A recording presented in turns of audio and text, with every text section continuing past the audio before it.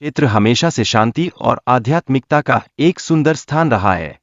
यहाँ पर जीवन और मृत्यु के रहस्यों को छुपाया गया है, जो न केवल गूज है, बल्कि बेहद रहस्यमय भी है। यह सब कुछ केवल कुछ ज्ञानी ही जान सकते हैं।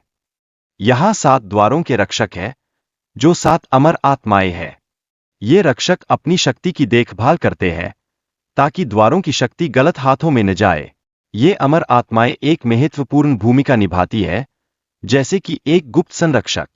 आदित्य, जो एक युवा शोधकर्ता है, ने प्राचीन ग्रंथ गुप्त शास्त्र की खोज की।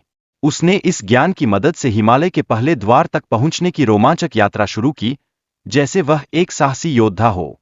आदित्य ने एक जादुई दर्पण देखा, जिसमें उसने अपने अतीत के अनुभवों का सामना किया। उसने अपनी कमजोरियों को पहचाना, और यह उसे अपनी सच्चाई को स्वीकार करने में मदद करता है, जैसे एक नई शुरुआत हो।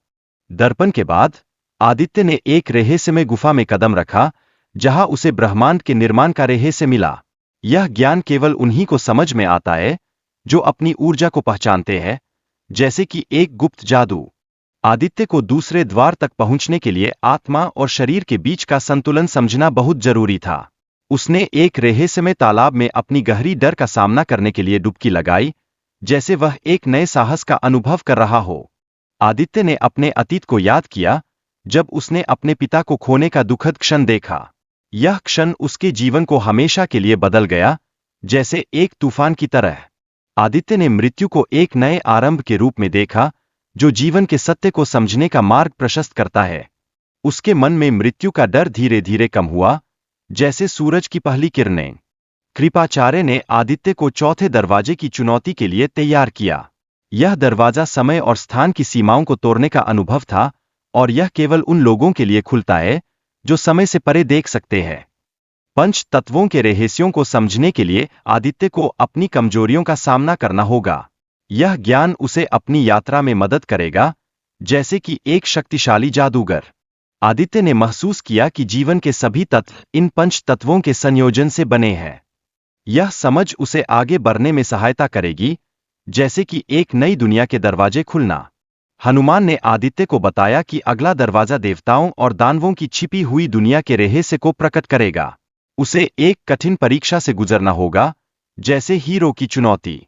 आदित्य ने परशुराम और हनुमान से मार्गदर्शन प्राप्त किया। इससे उसकी आत्मविश्वास और संकल्प में वृद्धि हुई, जैसे एक ऊंचाई पर चढ़ना। आदित्य ने देखा कि यहाँ की ऊर्जा संतुलन बनाए रखने के लिए देवताओं और राक्षसों के बीच संघर्ष का प्रतीक है। यह संघर्ष दोनों पक्षों की आवश्यकता को दर्शाता है, जैसे मोहरों की एक खेल। आदित्य ने समझा कि जीवन का संतुलन बनाए रखने के लिए अच्छे और बुरे दोनों को समझना जरूरी है। इसके बिना सृष्टि के रहस्यों को जानना संभव नहीं है, जैसे एक पहेली का पूरा होना।